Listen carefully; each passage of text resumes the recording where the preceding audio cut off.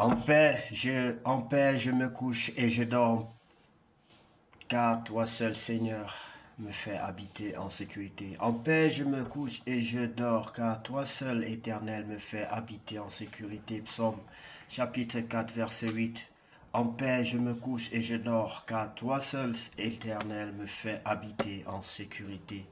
Psaume chapitre 4, verset 8. En paix, je me couche et je dors, car toi seul, Éternel, me fais habiter en sécurité. Bonjour bien-aimés, bonsoir, ça dépend de là où vous vous trouvez, que Dieu vous bénisse. C'est l'heure de la prière et de la méditation, que Dieu vous bénisse abondamment. Nous allons donc prier ensemble. Seigneur, en cette fin de journée, nous venons te remettre nos vies avec gratitude et confiance. Père bien-aimé, merci pour ta protection tout au long de cette journée. Merci pour chaque moment vécu, pour ta grâce visible et invisible.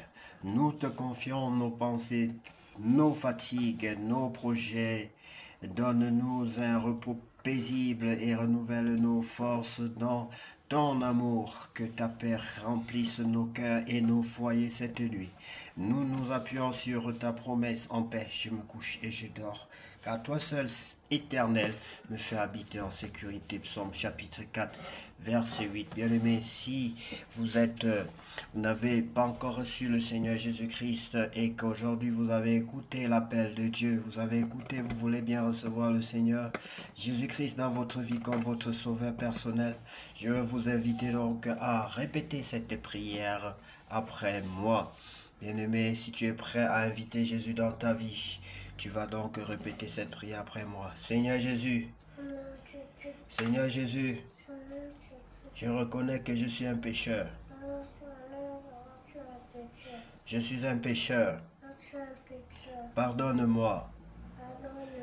Donne-moi ta vie. Je veux être né de nouveau. Je veux naître de nouveau. Je veux naître de nouveau. Fais de moi ton enfant. Fais de moi ton enfant. Baptise-moi de ton Saint-Esprit. Pardonne mes péchés. Sauve-moi, Seigneur Jésus. Sauve-moi. Sauve-moi. Seigneur Jésus. Fais de moi ton enfant.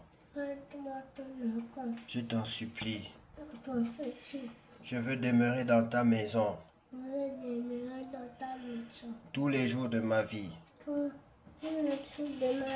Au nom de Jésus, je t'accepte dans ma vie comme mon sauveur personnel. Au nom de Jésus.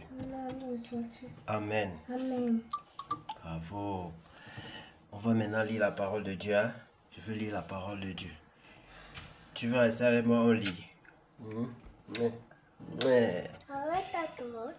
Tu veux prendre. Je vais continuer à lire la parole de Dieu. Attention. Oui, bien-aimé, je suis accompagné de ma fille aujourd'hui et nous sommes heureux de vous servir. Elle est vraiment dévouée pour le Seigneur et je bénis le Seigneur. Je bénis le Seigneur pour cette petite fille qui est vraiment dévouée pour la parole de Dieu, qui aime le Seigneur, qui aime la louange, qui aime la prière. C'est elle qui me motive, qui me dit « Allons prier papa, allons prier papa ». Elle s'appelle Lumière et je vous prie aussi de la mettre en prière, de prier pour elle, de prier pour sa sécurité, pour sa croissance, pour son école, pour ses études et aussi qu'elle soit consacrée au Seigneur Jésus-Christ pour le servir de tout son cœur et toute sa vie. Au nom de Jésus. Amen. Nous allons lire la parole de Dieu dans le livre de 1 Pierre chapitre 3. Les relations entre femmes et mari, de façon semblable, vous, les femmes, obéissez à votre mari, alors même si votre mari ne croit pas à la parole de Dieu, il sera gagné à la fois par votre conduite, et cela sans parole. En effet, il verra combien votre vie est pure et pleine de respect. Votre beauté ne doit pas être extérieure, coiffure compliquée, bijoux ou or en or, robe trop élégante. Elle doit être cachée à l'intérieur de vous-même. Un cœur doux et calme, voilà la beauté qui a beaucoup de valeur pour Dieu et elle ne disparaît pas. Autrefois, les femmes croyantes qui espéraient en Dieu avaient cette beauté-là parce qu'elles obéissaient à leur mari. Par exemple, Sarah obéissait à Abraham et elle l'appelait mon maître. Oh, bien-aimé. Les femmes doivent obéir à leur mari. Maintenant, vous êtes ses filles. Si vous faites le bien sans vous laisser troubler par aucune peur, et vous, les maris, prenez soin de votre femme dans la vie commune. Les femmes sont plus fragiles.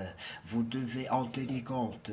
Traitez-les avec respect puisque, comme vous, elles recevront le don de la vraie vie. Si vous faites cela, rien ne vous arrêtera dans vos prières.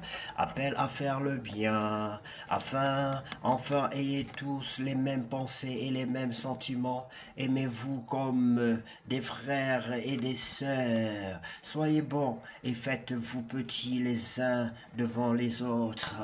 Ne rendez pas le mal pour le mal, ne rendez pas l'insulte pour l'insulte. Au contraire, répondez que Dieu te bénisse. Amen. En effet, quand Dieu vous a appelé, c'était pour vous donner une bénédiction. Les livres saints disent, est-ce que tu veux avoir une vie agréable et connaître des jours heureux? Alors ne dis pas de mal des autres, évite les mensonges, fuis le mal et fais le bien, recherche la paix et poursuis-la. Oui, les yeux du Seigneur se tournent vers ceux qui lui obéissent. Ses oreilles entendent leurs cris, mais il s'oppose à ceux qui font le mal. Si vous cherchez à faire le bien, de tout votre cœur qui vous fera du mal.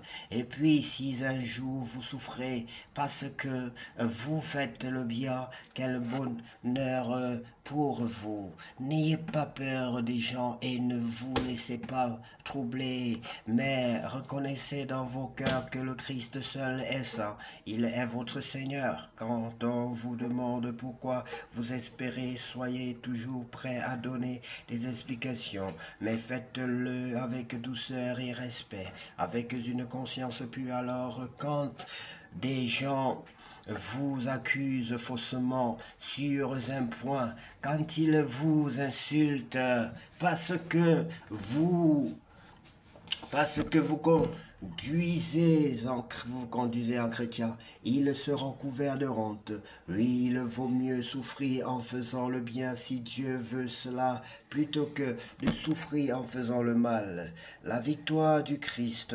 En effet, le Christ lui-même est mort une fois pour toutes, oh, pour les péchés des êtres humains. Lui qui était innocent, il est mort pour des coupables, afin de vous conduire à Dieu. Lui, il a été tué dans son corps, mais l'Esprit Saint lui a rendu la vie. Alors il est allé annoncer la bonne nouvelle aux morts qui étaient en prison. Ces morts sont ceux qui ont désobéi à Dieu autrefois. Quand Dieu faisait durer sa patience, c'était au moment où Noé construisait son bateau. Peu de personnes, 8 en tout, sont entrées dans ce bateau et ont été sauvées à travers l'eau. C'est une image de baptême qui vous sauve. Aujourd'hui, vous aussi, le sens du baptême n'est pas d'enlever les saletés du corps, mais de répondre à l'appel de Dieu avec une conscience pure. Le baptême vous sauve parce que Jésus-Christ s'est levé de la mort. Il est monté au ciel, il est à la droite de Dieu. Maintenant, les anges et les esprits qui ont du pouvoir et de la puissance sont sous son autorité. Merci, bien-aimés, pour votre fidélité à la parole de Dieu. Dieu. Merci d'être resté avec nous jusqu'à la dernière minute de cette lecture.